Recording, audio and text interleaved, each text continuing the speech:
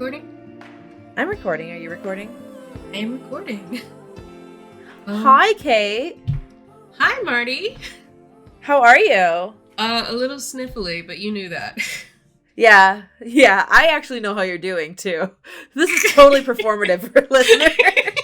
The hellos are very performative. We've already said hello. We've already done this.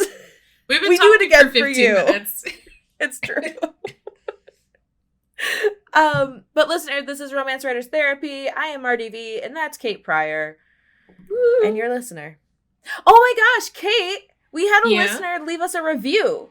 We did. Oh my gosh. I know.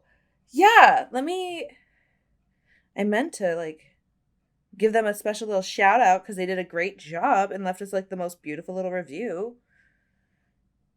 It's in our chat, I think, but you may have to scroll back a bit. Kawaii Kitsumi Suni? Probably just Kawaii Kitsune 70. Anyway, thank you so much. We loved your review and we really appreciate you. Sorry if I said everything about your name incorrectly. It does not change the fact that I love you. So, yeah, it was such a great little review. Listener, be like them. Peer pressure. All right, bye, listener. Bye. Why aren't you more like our favorite child? It's so true. It's not. Well, it's kind of true. I'm not even going to backtrack on that one. Oh my god. So, Kate, what's been going on? What's been happening? What has been going on? I have been sick all week. I took a COVID test yesterday. Not COVID, supposedly. Yeah, mine are just super terrible allergies. Yeah, so if the sound quality sounds weird to you, listener, it's all in your head. Yes. Yeah, no, Kate and I sound totally normal and healthy. You're just absolutely hearing weird. You should probably go check your allergies.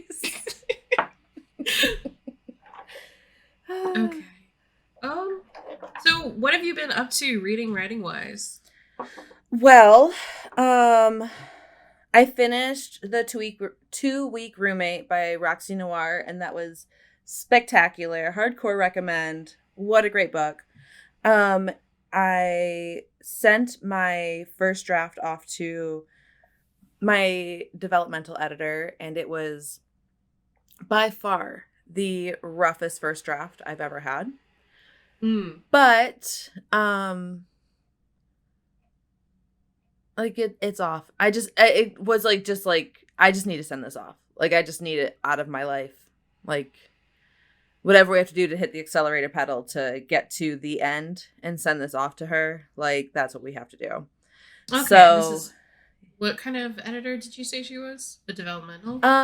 Developmental. Okay. But anyway, she's doing a manuscript evaluation and not a developmental edit. So, she'll, pinpoint things that are, in need of work, but not necessarily giving any suggestions on what to do to fix those things, right? So I'll probably be like, hey, Kate, she said this. What do you think? So anticipate that conversation in the future. Okay. And then started watching some Modern Family. Ooh, and that's how do you been like really it? fun too.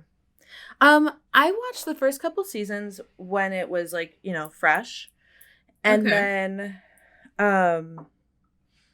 they had a season that was oh no, we have a bit of a down, as far as quality, sometimes that will happen. So I started up again because I've seen a couple clips. I'm like, God, that's so funny. And there's definitely elements of that joke, that concept doesn't work for me, but for the most part, this is just a fun little show to have on while I fold laundry and do dishes. So it's been fun. There's definitely been some laughed out loud moments. I'm so sorry, listener, for being so loud. I'm trying to figure out what nail colors I have because I haven't decided what to do. We're also doing family photos later on today. Ooh. So yeah, that's cute. Yeah, I don't know what I'm wearing yet. I have the kids picked out. Andrew's told me what he's kind of thinking about wearing, and I have to figure out something for me. What about you? What have you been reading and writing and all that? Ooh. Oh, question I was not prepared to for you to volley back to me. um, I've been like, figuring out my writing brain because I've been kind of like in a little stuck place. I've been writing Mm-hmm. that all the excitement and the joy of like really being into a story when a concept is still new and like writing as much as I Yeah. can for it. And then I think I finally burned out on that. Not burned out, but like, Yeah. came to the You end of had the it energy limit. Yeah. and I got kind of mad at myself that it wasn't continuing to the end. Mm-hmm. And so I Yeah. was kind of stuck in this moment of just keep trying to make it work and like, that's this it's not a fantastic way to treat yourself and it's hard to kind of get out of that mindset of Well, and keep like forcing yourself to be productive. I was finding that as I was like trying to write this ending and like I was having a hard time seeing the scenes and seeing what had to happen. I was just like I'm sitting there trying to write and for every like 5 words I would just sit there and stare for like 8 minutes, right? It was just really grueling. and and I was finding like I'd just be talking to myself and like, you are making this so much harder than it is. Like, you know how words work. Like, Yeah. stop, just write. Just write. And so I would get to the When you're point where I was being like, mean to yourself. oh, well, and I was also like using my phone as a distraction, right? Because like my brain would have a hard time. I'd grab my phone, I'd flip through like Instagram or whatever. Oh my And god, so I you were just threw my sending me phone on the so floor. many Instagram reels. I was like, Yeah. had a Yeah, moment I where I was know. like, oh my god, this is unusual for her. It's a bit unusual, yes. But yeah, I just threw my phone on the floor. Like, so if I was gonna grab my phone, I had to fully stand up and bend over and grab it. And like, so there's so much like opportunity to like stop myself before doing that and just sit back down. I love that as like a practice. Yeah, it works. It works. Sometimes you have to like just force your behavior to change. And that, No, I mean, absolutely.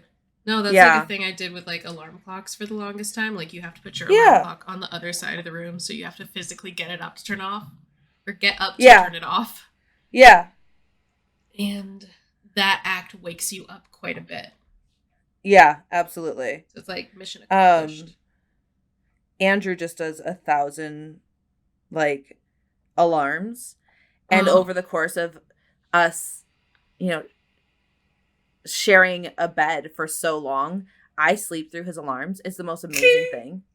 I do not know how this happened. I wake up to like every noise the children make downstairs, right? If one of them wakes up, I am awake. I'm waiting for them to come upstairs or go to the bathroom or go back to bed. Like, I am tracking their movement. But Andrew's like 8th alarm going off. Nah, I'm still sleeping. I'm good. Just the there noise was you a time become where, like utterly insensitive to. yeah, well, and there was a time where like Andrew only had like 2 or 3 alarms, but I would like hit him and be like, you got to turn that off and get out of bed. Right? And then when I started sleeping through it, he like had to create a new system because I was part of his system. Oh no. Austin has he's very he set us up with like smart light bulbs? Question mark? Okay, hilarious. Okay. They changed, I know. I was very like skeptical and against them, but I kind of enjoy them now. Okay. You can change the color. Okay. I think it's called hue light bulb. It's like whatever. And so you can set different moods with them. You can simulate the morning sunrise with them. And so like that's what he does over like a period of like 10 minutes when he's supposed to wake up. Is they gradually wake up, like gradually get bright? Yeah.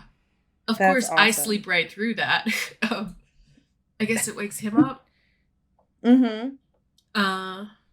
But also he has also the worst alarm system next to that, which is he has an alarm on his phone that doesn't go off until you solve a bunch of math problems, and they're not like easy problems. That is horrific.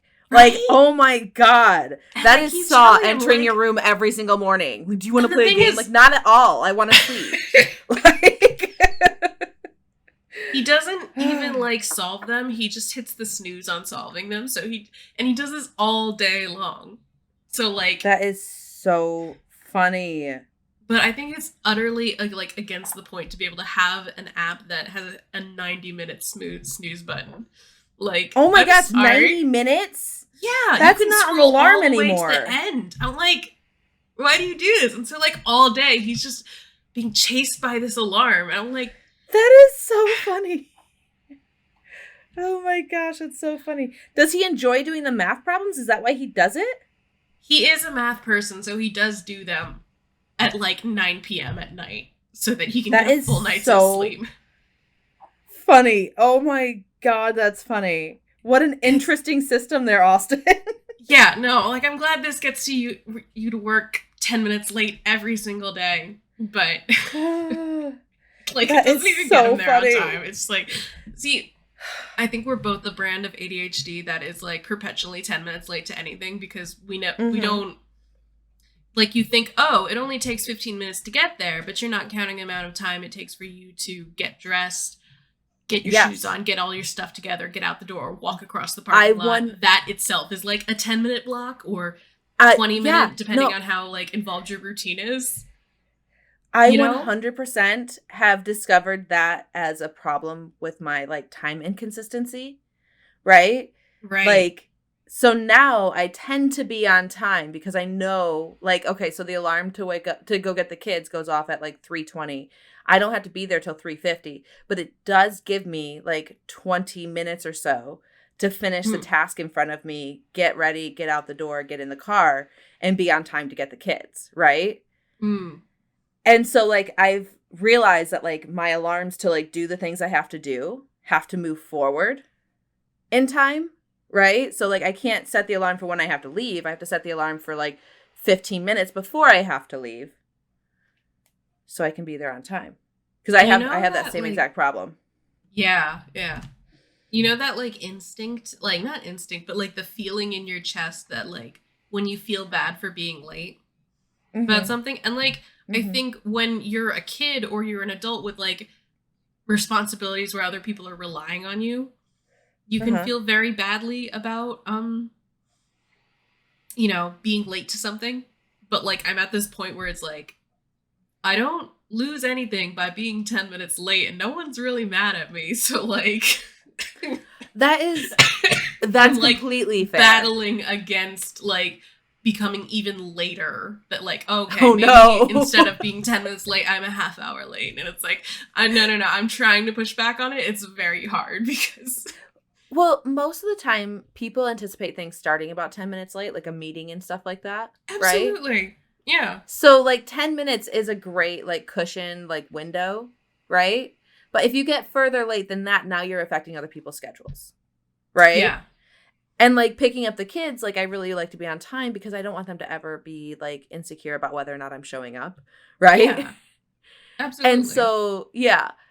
So, like, you know, it's just knowing the importance of, like, being on time for that moment. Yeah. Yeah. As far as, like, a friend thing, like, should we ever be able to hang out? I will be totally fine if you're a half hour late. It's not a big deal. Oh my God, no. See, I will try not to be half hour late to friend things, but like I keep doing this with like doctor or dentist appointments where I'm like, oh, I know it takes 15 minutes from like my door to their door, so I'll do that. And then it's like I get there and I have to fill out the paperwork again, and it's like I forgot that this was gonna take me 20 minutes. Yeah.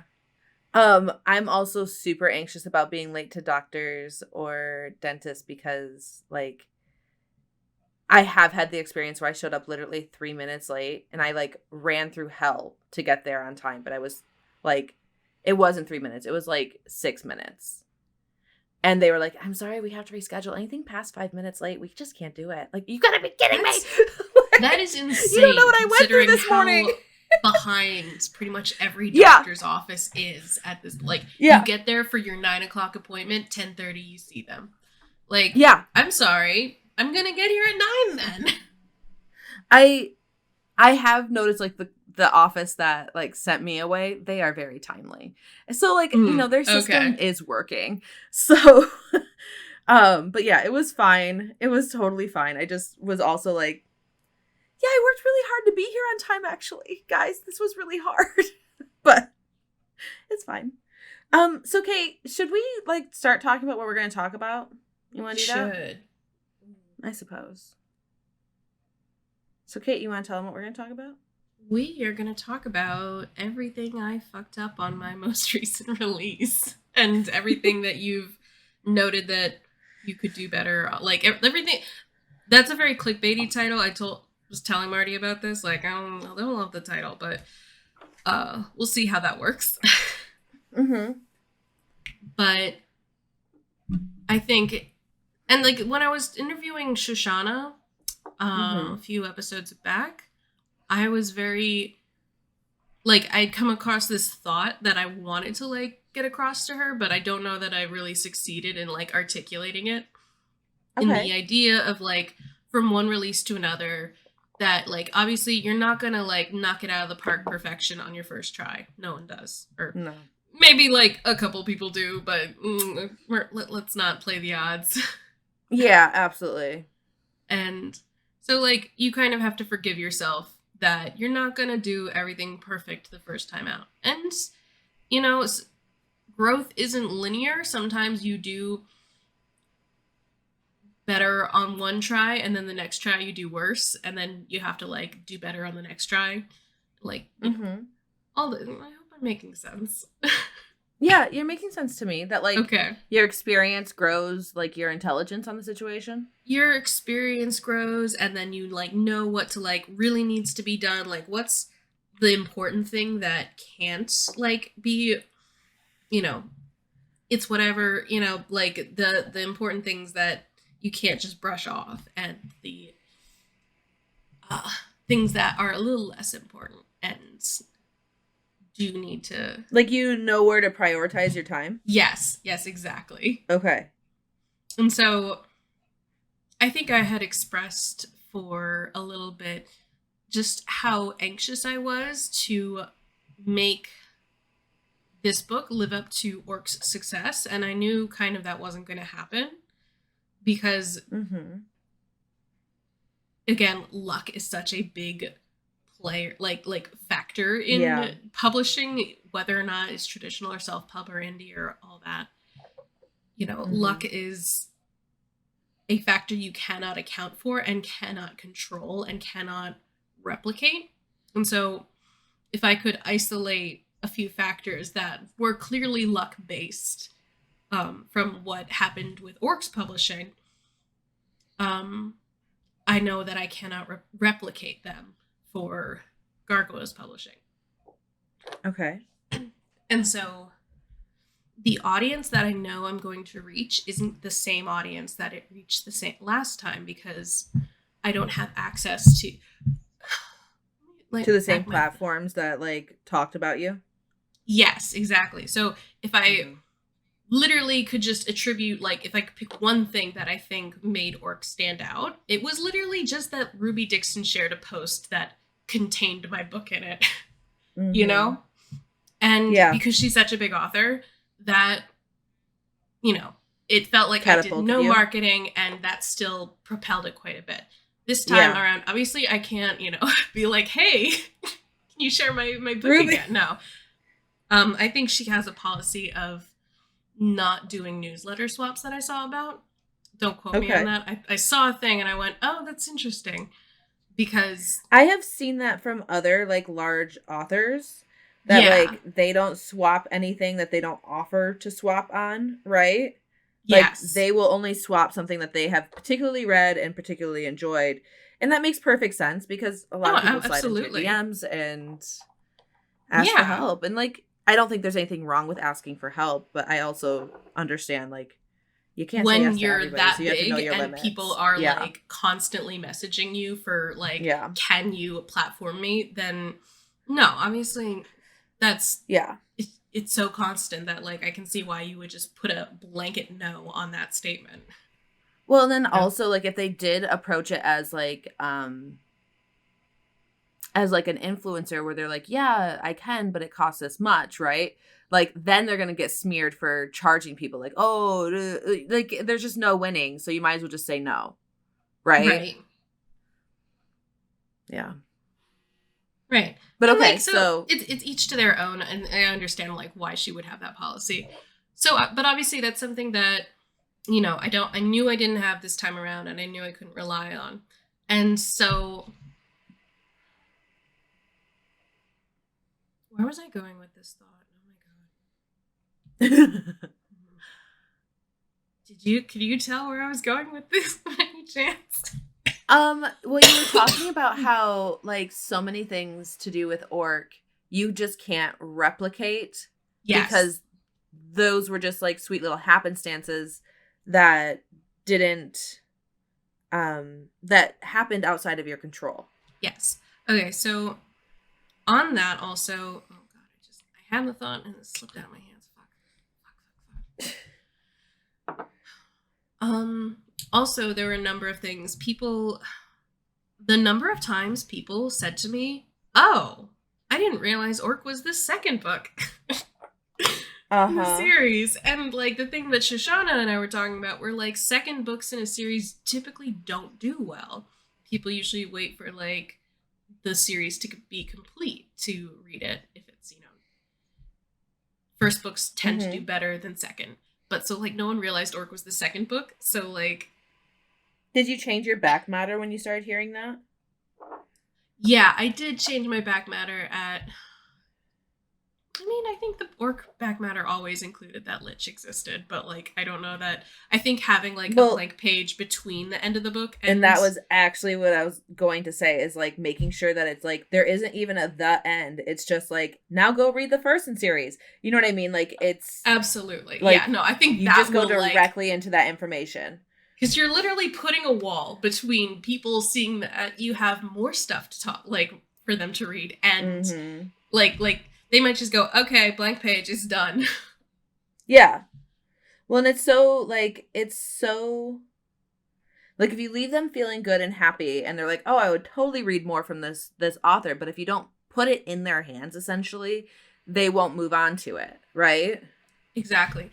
You know, this made me think about, because I was thinking so much about this lately. And I was like thinking about old, like really cheap printed books that I used to get like at the Scholastic Fair, you know? And they had the in the back sometimes you would get like, here's the rest of the series, here's some coupons you can clip to get to order more books, here's a postcard you can tear out and like mail in and we'll send you more books, you know, kind of thing. But some of them had it in the middle of the book. And I was like, I bet people would really hate it if I put that in the middle of the book. But also, they couldn't miss it then. You know? That is really funny. I wouldn't put it in the middle of the book because I think it could, like, bring them out of the reading experience. No, I think people would just hate it. It's a fucking pop-up in the middle of your book. Like, I thought I was safe from ads in this space, but clearly I was not. You could totally make it a part of your, like, your claws and cubicle, like, world, too. Yeah, like, and then, like, the characters being like, oh, is that a fucking pop-up ad in the middle of the book?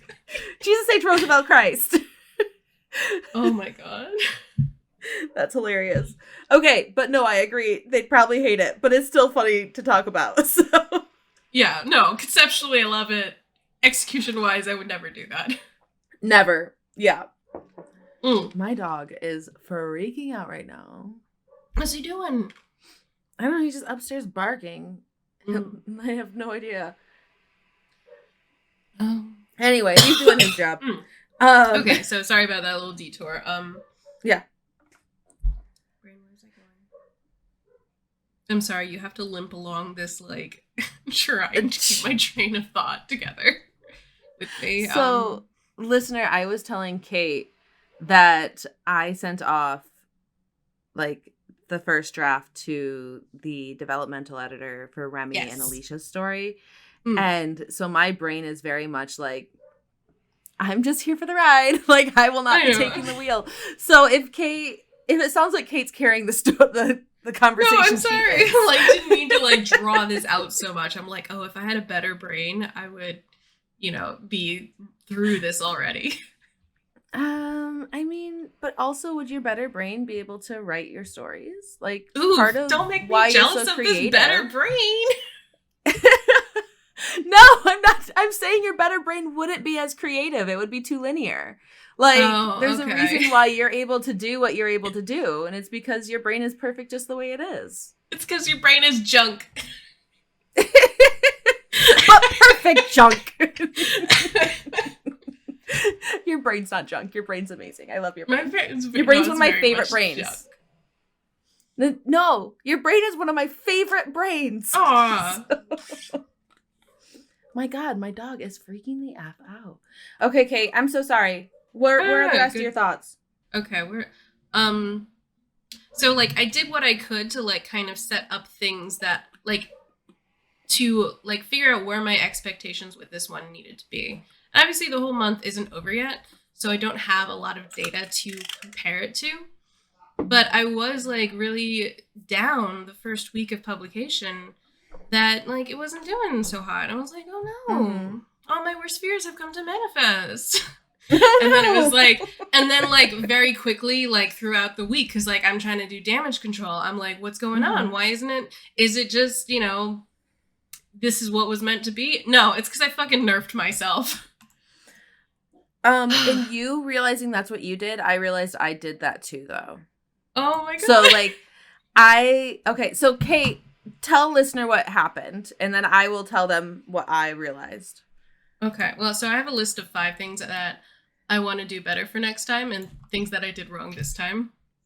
Well, you do not need as many as these. But like, I'm fully open for you to like, you know, because I realized I made this list and I didn't ask you to make like a formal list ahead of time. I don't know if I could right now. It's okay. You don't need to.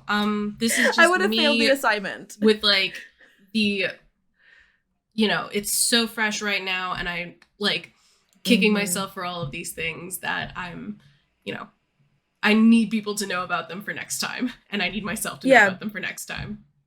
Because you published Gargoyle 15 days ago, like to give. Yes, exactly. Yeah. Well, one of the things. If you don't mind me skipping your list, is that okay? No, go for it. Throw the list out. Okay, well, one of the things that Kate realized she did is she checked the box on Amazon that was like, it contains explicit material, but you apparently only check that box if it's like the cover is explicit or the title is explicit, right? Right. And so like, it sends you into Amazon jail. And I have always wondered why when you search my titles, they don't come up. And then I realized I checked that freaking box, and it's been a year. Oh my God. For both of them. Oh. And I'm like, well, what would have happened if I hadn't checked that box? But, you know, the great thing is like the books exist. And if someone tried searching them before, if I put it in front of them again, they might actually be able to find it this time. You know, like, it's okay. The books exist. And they're out there. It's a lesson I have learned. Yeah. I think. But okay, so. Oh, go ahead. No, so that is the number one thing that I have on my list. That the adult content box, you feel like you're lying to Amazon when you're like, oh no, I have explicit sex scenes. So adult content, yes, I don't want minors reading this. No, don't do that. Don't do that. Because you will send yourself right to jail. Of course, Amazon's terms are always constantly changing. And like, you know, they're constantly changing their interface in KDP or KU or whatever, like all those things that I want to clarify to listener if at any point in the future they're listening to this. And don't just go off of what we're saying here. 2 authors that I absolutely love who post such wonderful, up-to-date educational content on how to navigate KDP are Golden Angel. She posts a series on TikToks. I was going to list her. And Vera Valentine, both on her Facebook and her TikToks and her Instagram. You know, also constantly keeping people in the loop about how to navigate Amazon and keep your books, you know, as accessible as possible. And, you know, like, so I'm just saying in the future, double check with them. Like, look at their stuff. And you know, just they're also just great people in general. Follow them, read their books. You should. Yeah. They do a Quick great little job. plug. Well, and Golden Angel right now is doing a series within her Just a Tip series on going wide and different ways to gain traction wide. It's fantastic. And so that's been really helpful. Yeah.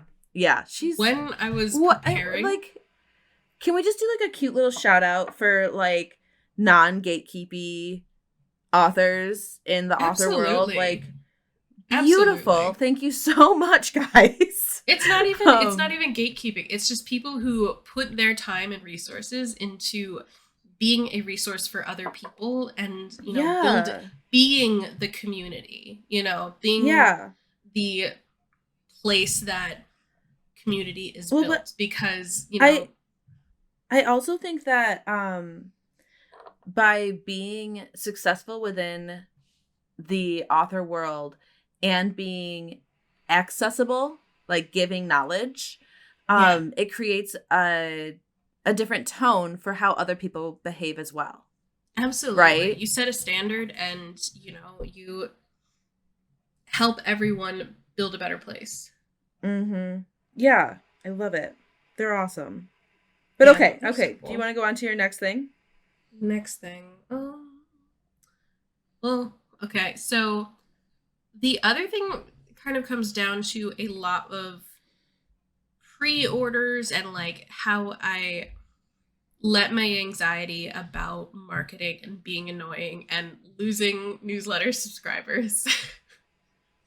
Why do you feel like what do you mean by losing newsletter subscribers? Like people unsubscribing? The thing is, like, I know, yes, people are unsubscribing. See, and the thing is, I do it constantly. If I'm ever signed up for anything, I unsubscribe immediately because I like. Mm-hmm. It's nothing personal. I'm fucking ruthless with it. I do not want to get emails. I do like from like especially automated emails. You know. Mm-hmm. The listener. Yeah, but like people unsubscribing. Oh my god, dog. But people unsubscribing, like it's not a normal thing. It's not a personal thing at all. But like the way that like so many newsletter like mailer services make it so that you can see how many people are still subscribed to you, how many people unsubscribe because of this particular email. You know, like that's hilarious. That fucks me up. And like I stare at it and I should not obsess over it. But it's something that like I let become this huge mental block, and I really should figure out a way around that. I personally want people to unsubscribe because then I don't have to remove them as inactive, because that makes me feel bad. Right? So like when I remove them as inactive, it's what I should do, but I'm also like, okay, now their email address has been removed as inactive. If they are like, they come across me again, they don't realize they had subscribed to me before, they go to use that email, will that email work for them? Because like my mailer list now knows it's there. Right?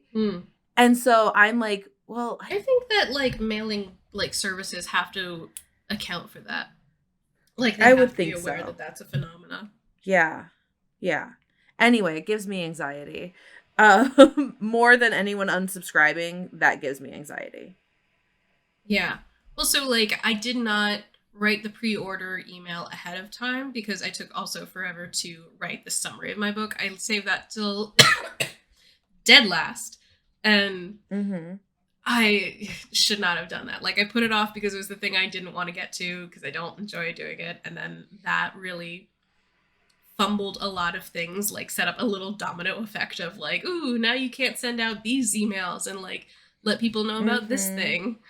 And it's just one of those things you got to get done as soon as fucking possible.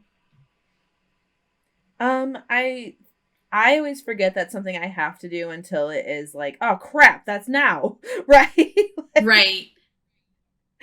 Well, so it became that like I never sent out a pre-order email or like specifically this is about pre-orders and nothing else, you know, instead of like I think what I ended up doing was including the pre-order announcement with like a bunch of other hey, and also check out my friend's books, kind of like newsletter Mm-hmm. swaps. And I think I should have like dedicated the real estate to just my book and like sending out that like one all by itself and like waiting for another newsletter to do the swaps on.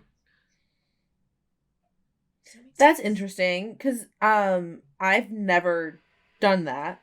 Like I'll make the conversation at the top about the pre-order, about the book, like stuff like that, and then I will still have swaps underneath it. Mm. Um but that is interesting to think of like only sending that out. Well, so I don't want to dive too deep into like the what you're supposed to do with newsletters because I don't think I have the most exact or up to date information.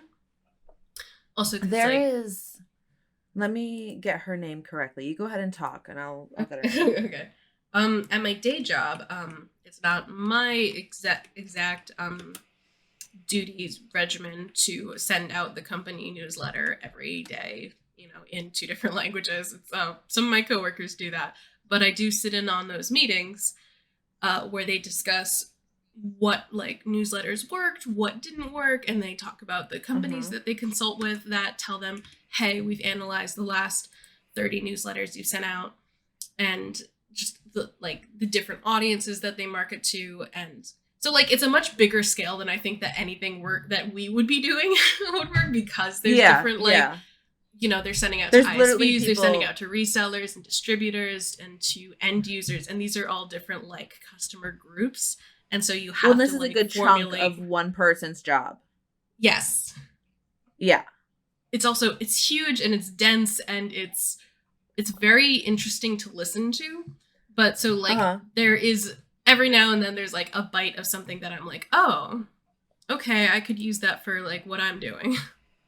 And sometimes it's things like what is above the fold, and so to speak, you know, to use an outdated idiom. Yeah, absolutely. You so know, listener, like if you don't know what that means, it's like the front page of a newspaper, how the newspaper's folded in half. The front page above the fold is the most important grabby information. Yes. And so that's what that term means. Top headlines, top stories, everything that's like up there is the cream of the wheat. That's not a thing. It rose to the top. You know, I see where you were going. Just real quick, listener, if you have not read Newsletter Ninja, it's a book by Tammy Labrook. Anyway, I don't know how to say her last name, but it's called Newsletter Ninja. Okay, spell her last name. It is LABRECOQUE.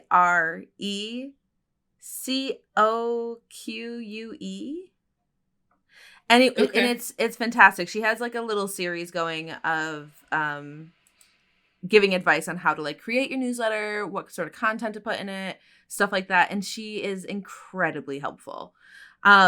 So that was how I kind of stepped into newsletters and what made me so excited to have one and what made me actually put it together was reading Newsletter Ninja. I do really suggest that book. Super helpful.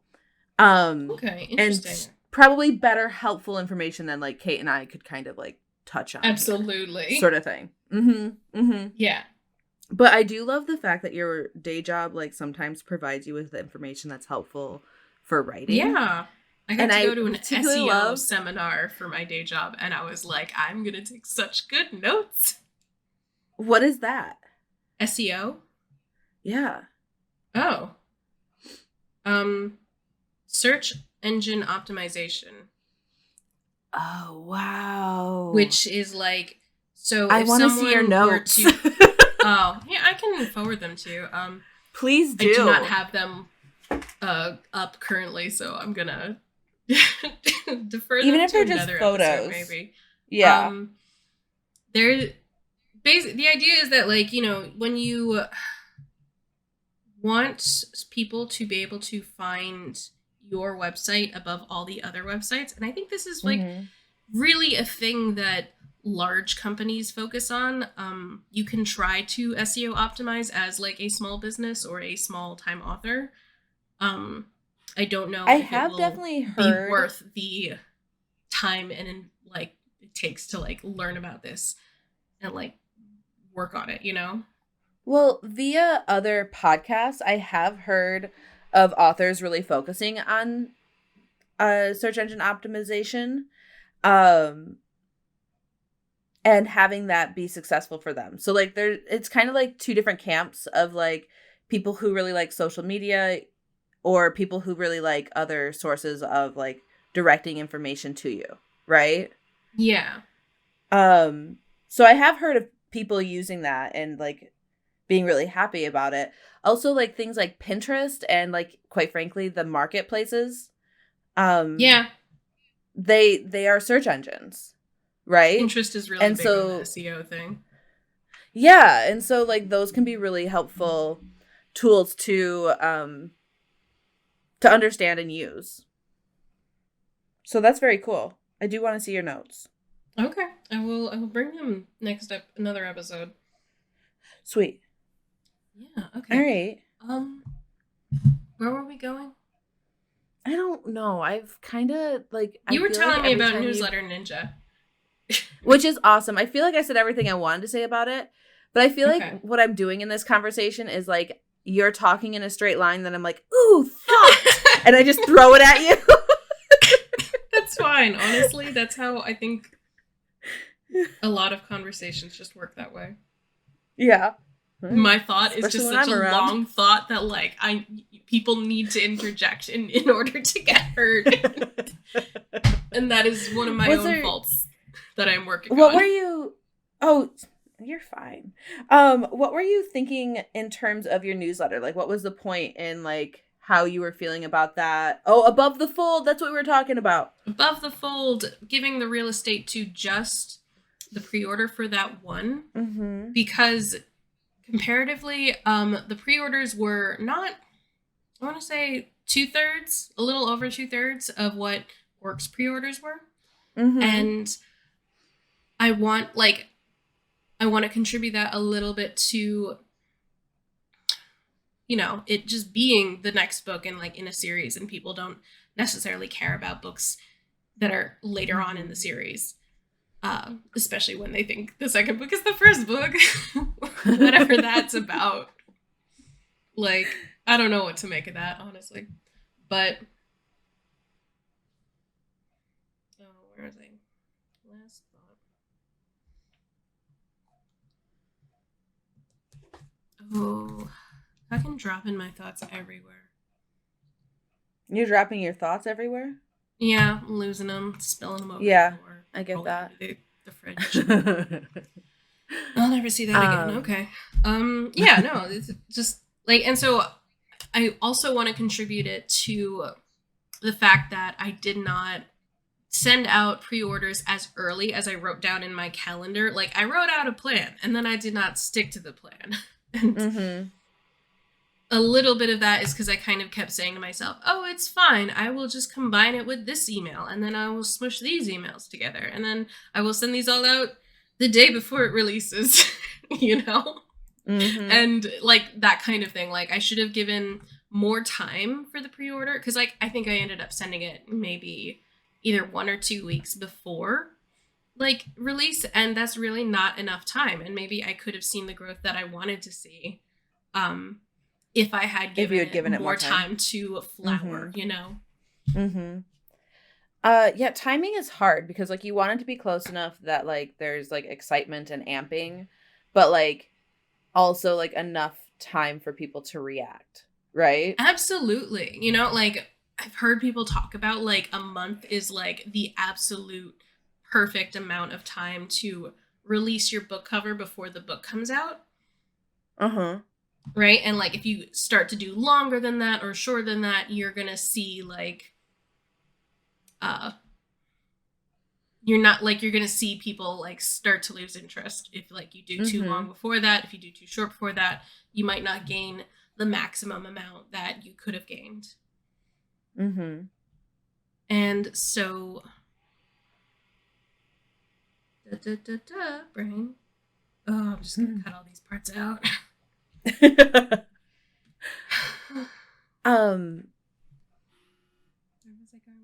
So something that like uh I've seen other authors do is like they don't necessarily push their um like they'll have the book and then the next in series is available for pre-order in the book, but they're not really Mm. talking a whole lot about that next in series like Mm. openly, but the Okay. pre-order's sitting there, right? Right. And so I've been kind of thinking now that I have a better understanding of how I work in a deadline and like stuff like that. Um, I've been thinking of doing something more along those lines, right? Right. And like right now, the first and second in this new series are coming out in anthologies. And like the first in the Grand Ridge series already came out on the 10th. Um, and then the second will be out in like February. And I'll have both of those back to me, you know, by like July or something. Like they'll be unpublished in the anthology, right? Okay. So what I've been thinking is having the third and fourth book, which is the entire series, so that I can do a fast release, a rapid release of all four individually, right? So like Right. the first in series would come out in like June, the next in series would come out in July, the next in series, August and September, and then seeing how that actually carries like the excitement and moves it. Yeah. But also it sounds like a lot of energy. So we'll just kind Yeah. of have to see. No, it's definitely a uh, long plan, like it's you a and it long plan. builds on itself. Yeah. So like but like essentially like the entire series would have to be written by, July in order to be prepared for that kind of like um marketing and how much energy that would need. I also have a Christmas novella that needs to be in for anthology by October 1st. So, of next year. So like it's just like I'm personally like in like the planning stages of like the next things that have to get written and making sure that like I can write them as quickly as they have to happen. Okay. Right? Makes sense. Sorry, again, interjecting all of my thoughts. No, no, no. And like Do it. but yeah, that's kind of where I'm at as far as like I don't know, like trying to plan for next year already to make sure that like that I am building on what this year has done, right? Cuz like essentially I haven't had an individual book release this year. Okay. Right? Like I had the prequel that I have available for like Reader Magnet on my newsletter. And I've written these other books, but they're going in anthologies. Right? And so it does change the release and it changes like the It also changes how much like effort you yourself are putting into the marketing because we've talked a little yes. about, when other people It's nice to share the load. on like sharing the load in anthologies and all that kind of thing, as opposed to like when it's just you doing all the heavy lifting because you are a one-man team. Well, and then also we've talked a little bit about it's been really informative to watch other more experienced authors and how they're handling marketing these anthologies. And like, oh, I like that. I'm going to put that in my back pocket. You know what I mean? Like it's like a bit of an abstract like mentorship, right? Right. Oh my god. Yeah. I'll tell you like about this thing that's like questionable. Oh, okay. It's not Tell me. Not very questionable. I think like I just feel kind of creepy about it. Yeah, I understand. But I have been trying to figure out a more consistent posting schedule because, and this kind of leads into, I'm sorry, I'm going to bring up my list again. Oh, please do. I want you to, because I feel bad I've taken us off the list. Oh no, absolutely. Like you're fine. Okay. So I didn't spend a lot of time thinking about the long-term marketing game of my book. I kind of thought about it as I have an off season and an on season. And the on season is like Okay. during like the first couple months of this release and like the months leading up to it. Like, and I think that's absolutely now the wrong way to think about it for me. Depending on like where you feel like if it fits into your what you're doing or not. I think it's going to fit into what you're talking about. The creepy thing is that I look at a couple of other well-established authors that I really admire, and whenever they post, I see that they post, because I am always scrolling social media. I am always looking at it. I just, am not always posting on it, or so it doesn't look always like I'm active, but I'm there lurking.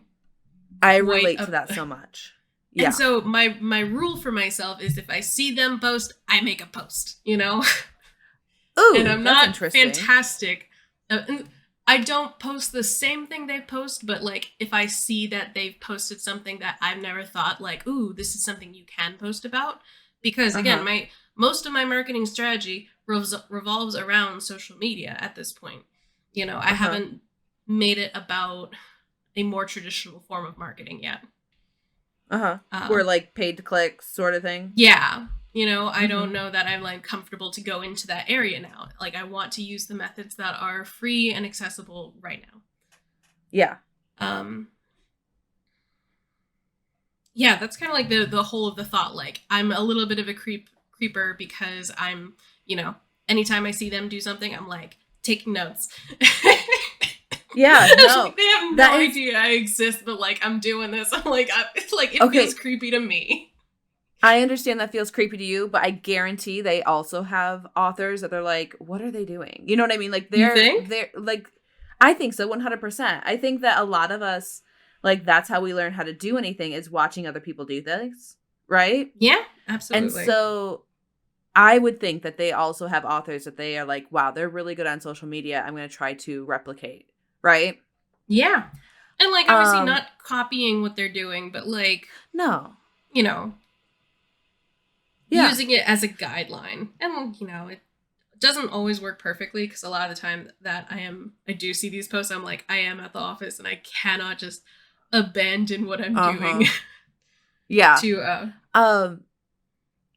I also like have people that I look at how they're doing things and then I try to do it. Like when I was doing my releases, I would there were a couple authors that I was keeping an eye on and seeing like going back in their timelines and seeing what sort of posts they were doing for their releases.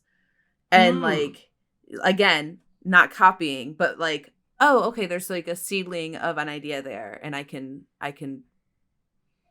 do something that for with me, that. Yeah. Yeah. But yeah, I think that we all kind of just like, I think that's also how we end up with trends on social media. Absolutely. Right? Is like, oh, that was a good idea. And I do it. Exactly. So, yeah, I think that it's really normal. And I definitely understand like that lurky feeling. But like, yeah, I just don't think that, I think that that's the way a lot of people are learning how to do these things. There is, a marketing person that I follow on Instagram and TikTok.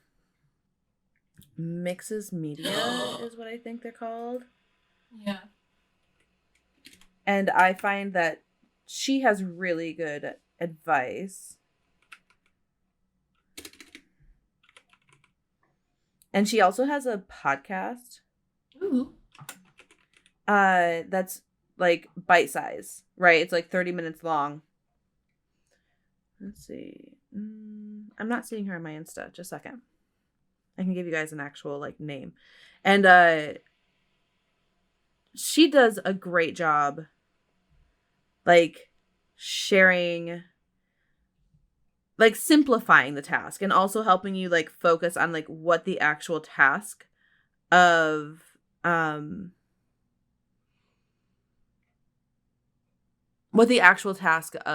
marketing is, right? Because a lot of times we think of marketing as sales, but marketing is relationship building, right? Absolutely. And so, yeah. So it's her podcast is Book Marketing Simplified by Jen Hansen DePaula.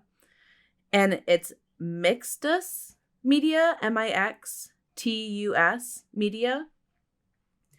And I have found really good advice from her. And yeah, so I suggest taking a look and seeing what she's about. She does a good job. Okay. Do you want to go back to your list?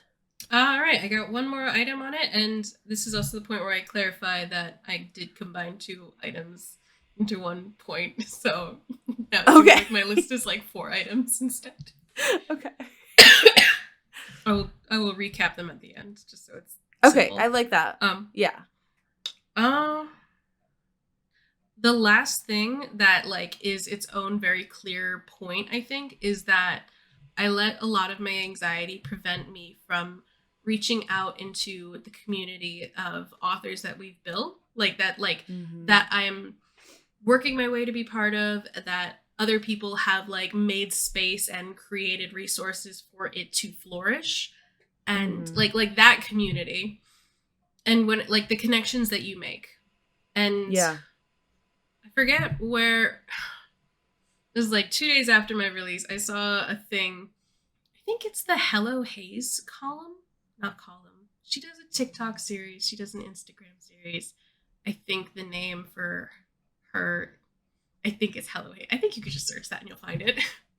okay. She does an advice column where people write in about like their personal problems and like their interpersonal problems, really. And she gives really thoughtful advice, and I absolutely love the way that she talks about it and her perspectives. And I think one of the things that she said that like really caught me off guard, like, or like really called me out, like not personally, but like I felt called out by it, you know? A couple of days after I did my release, she said that people like to be asked for help. People enjoy being able to help you. And we kind of forget that as a, you know, like when we just forget that. And we do. Especially people love to be asked for help for like small things that that cost them absolutely nothing to do, you know? Yeah. And if you kind of will, like, at least if you have anxiety like me, you may end up talking yourself into this like corner that of, you're being a bother. I'm being such a bother and a nuisance and I'm annoying and I don't want to like put a strain on anybody by making them think, like, take 2 seconds out of their day to talk to me. Yeah. You know? Yeah. I also have that problem. You know, I do that constantly. And like I was literally thinking, like, there was a person who I was like, I want to ask her if I can share my book release in her Facebook group. That was literally all I was like angsting about asking her. I was like, do I want to do this? No, I don't want to be a bother. I feel like I'm always asking her for like, hey, can I share this in your group? Hey, can you give me the advice on this thing? And like every time I have asked her a question, she has met me with such resourcefulness and like willingness to help me. And still I kind of like beat myself into this corner of, don't bother her. You know, she's too busy for you. Even though, like, absolutely she's, like maybe she is, but, like, maybe also, she is like, busy, but, like, she's always made time, you know? The track record with this person has always been that, like, they are open and excited to help out, right? Absolutely, like, that is the track record. So if we're going based on, like, previous evidence, like, the previous evidence will prove that no matter what's going on in their life, she's going to be there, right? Like, she's going to be excited to reach out and help and happy to do this thing, right? Right, exactly. But I do like I'm not also asking her understand. For a lot, and like I know that like if I asked, she would say yes. But like, yeah, you know, I'm still kind of like hung up on something, and like that ended up being what yet? Like. No, I did after I saw like that little Hello Haze comment TikTok. And I was like, all right, I will just go do it. And the thing that like I had kind of written off was the idea, not written off, but like I didn't want to do it because it involves putting yourself out there a little bit in a, I don't know, not a cringe way, but like, you know, Yeah. which is like just making like a Facebook post and being like, hey, whose author groups can I share my book release in? You know, like that Yeah. kind of like simple, put yourself out there. And still I could not bring myself to do it because I will just, you know, get really critical over every little word I'm putting into the thing. And that ended up being like, oh, I can share this in 20 different groups. Oh my God. And get so many more people to see it. And like, that's what it ended up being. It was like, okay, so like now I'm like putting in a lot of like, this is the groundwork, not groundwork. Yeah. This is the work, you know? And it doesn't feel like work. It's not hard. It's extremely easy. But like you have to like get over your weird little insecurities and just fucking do it. I really like that point because for one thing, I think that we talk so much about like advertisement and marketing as like these are the things that I just need to do, but we don't express like how much anxiety plays a part in that. Yes. Oh my right? God. Because like so I cannot tell you how often I'm like, oh, that's a great idea. And then like if I don't do it right then and there, I will start talking myself out of doing it. I will start having a roadblock. I can't do it. Right? Like it's the anxiety that keeps me from doing the thing. Exactly. Right? And if I look back at like what I knew was doing wrong about like my orc book release, like if I had to go back and make a list of like that, the number one thing that I would like look at would be I felt so icky about and like anxious about just putting the link to where you can buy the book in the caption or like just putting the link there so people can access it it removes so many barriers for people who see it and want to or might be even a little bit curious that they might click on it, you know? But if you don't get over yourself on that part, you can't access those people. You cannot reach those people. And they like, you are getting in your own way, you know? Yeah. And like, but at the same time, every time I do it now, I still feel gross. I'm like, but I know that I have to. And if you want to buy the book, here it is, you know? Well, and because I still struggle with like all things social media because every time I do it, I feel like I'm like in a room like, hey guys, can you see me now? Like, hey guys, notice me. Hey guys, I'm desperate for your attention. Right. Exactly. And like, it is a terrible feeling, but like that is what it's there for. Like, yeah. Well, like that is exactly what it's doing, and that's okay. Right? So but like I still have like this block about it. Can I shift your thought on how you do your social media a little bit? And like I'm still kind of coming to terms with like what this would mean in how the shift on how I do my social media currently. Because like I had a few ideas. I don't know. I don't have a consistent path for it yet. Okay. Which is like, you know, continue to look around and like look at what other people are doing and like take notes on like. And so the thing I saw was make your social media feed 20% buy links, 80% fun things. You know? So when people they get to know you or they get to see your feed constantly, it's not every single time that you're posting, it's buy the book, you know? Yeah. Which I think helps alleviate some of the pressure. Like you still make these things available and make it easy to find in like as many ways as possible. If that means like including the link here or saying, okay, you can find it on KU or whatever that means to make it accessible for people. But see, this is my struggle with it is it's not even like, it's like telling them about me and like doing stuff like that makes me just as uncomfortable. Yeah? Yeah, just as uncomfortable. Like if I'm like, hey, 2 truths and a lie about me, like that just feels really uncomfortable. Well, so like if there's like a funny thing that you would want to show me as your friend, I think there's worth in kind of making it something that you can share with everyone, you know? Like anytime you send me a message about Remy and Alicia and like, oh, I'm doing this cute little scene. Isn't this great? And I'm like, yeah, this is funny. I love it. And like, what if you did this? Like those kinds of moments that we have in like our little private DMs. I think if there's like reuse that moment if you want to share it with people at large. Be like, hey, this is a funny scene I'm writing. It's going to be hilarious when you read it in full. You know? That's a good idea. Mm-hmm. Does that still feel icky? It's clearly a block I have to either get past or just accept that that's not where I'm going to do my thing.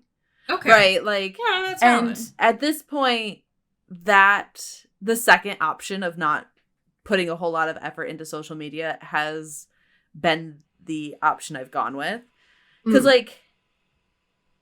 but I think I could do a better job of reusing those fun moments between you and I in my newsletter, which is an area I feel comfortable in, right? Okay, yeah. Yeah, because I just feel weird on social media. Like, I just feel weird about it. And like there's no way for me to like separate like my fear of being judged by strangers and social media. You know what I mean? Yeah. Like, but like, yeah. The people that find you or that are going to see it most of the time, I think, are not strangers. They're people who already follow you. Yeah. You know? Yeah. And it's kind of becomes their judgment on whether they want to reshare what you just shared, you know, to people that they trust and love and who are going to see it with that kind of, oh, this is from a person I already enjoy. Of course, I'm going to enjoy the things that they share again. Yeah. You know? I do. And I think you made a great point. It just, I don't know. I'm just still weird about it. I know. It's a weird thing to like rewrite your brain around, if that makes sense. Mm-hmm. Yeah, especially like when like culturally it is I think culturally not a we're behavior. So like, yeah, don't do that, you know, like yeah, absolutely. And so it's just rough. And I go back to like America is just too big a country. Cuz like I feel like the west side of the country, particularly like the Northwest, right? Like like Midwest and New England area, like probably the North as well, like Central North. But like I feel like we have such a different attitude towards like attention than like particularly the east side of the states, right? Like I just think that we're too big a country. We shouldn't be this big. So but anyway, those are my thoughts. I think that we all have like such different needs. I think you got east and different attitudes. What? And you're talking about Northwest, and then you said New England, and I was like, hang on. Well, like I include with love. like Midwest and okay, Midwest. Yeah, exactly. Like I include like, but I was realizing like if I'm saying Northeast or I'm sorry Northwest, no Northeast. If I'm saying that, like people won't mentally include. Yeah. New England, but if you say Northwest, that's Oregon. You know. Okay. Yep. Yeah. No, I didn't mean the West. Anyway, I was like, you can cut this part too. Think about like. I just, yeah, it's just like it. I don't know. Either I'll get past it or I won't, and I'll find a different way. And like at this point, like finding a different way sounds a lot more comfortable. Yeah. Okay. Because even it's you just, gotta do what's gonna work best for like you. You know, I don't think you can make something, you can like shoehorn something into your marketing strategy if it's something that you can't commit to. Yeah. Yeah. But then it's also really hard to like see other people doing the things and be like, there's no reason why I can't. Right? Except for there's so many reasons why I can't. Like there's so many reasons. And even if they are emotional reasons, those emotions are real. Yeah. I don't know, Kate, do you have any more thoughts? No, you have used up every last thought I have. Oh, you're welcome. Just wring those thoughts right out. Just empty Do you want head, to no nothing here. give a piece of writing advice? I feel like I've said take a break from writing and find something that you enjoy doing more for a minute. I feel like you just said that, yeah. Yeah, I feel like I say but that I do all think the it's time, still but that good is advice. like what I come back to for myself. Like, you know, if I find that I'm like really struggling to get anything down and I'm kicking myself and I'm beating myself up for, you know, not being able to just write stuff, then it's time to like take a breather. And yeah, I feel the same way.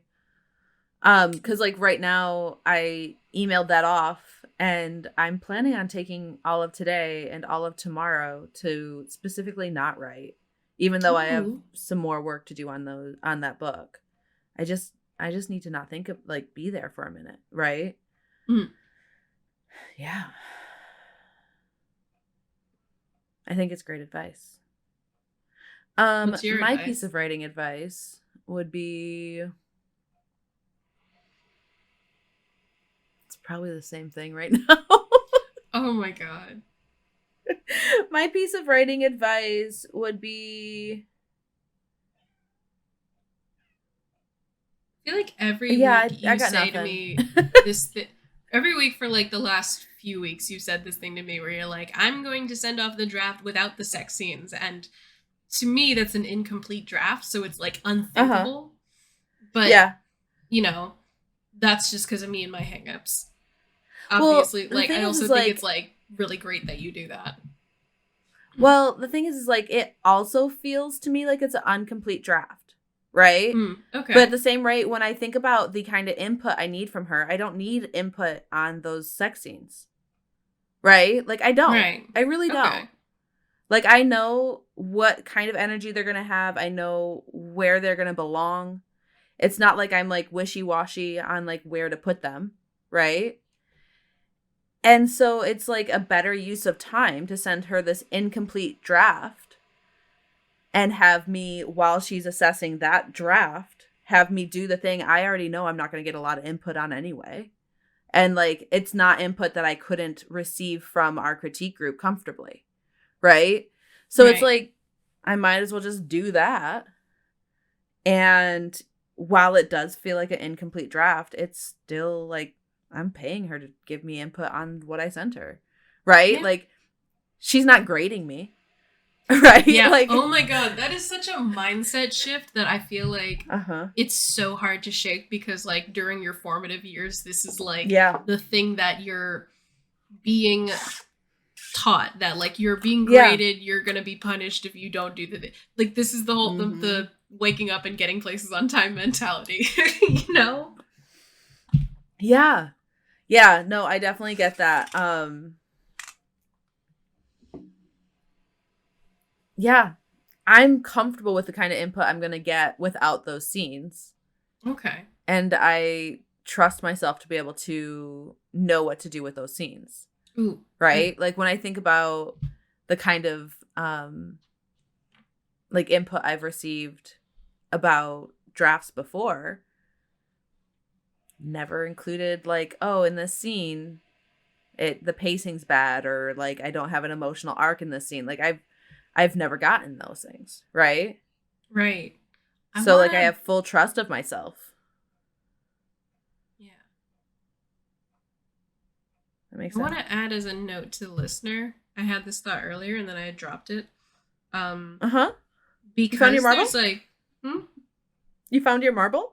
My marble, yeah. I pulled it out from the fridge.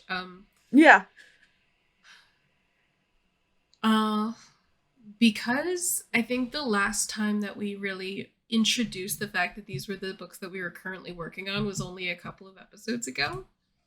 I don't want it to like come off like to listener.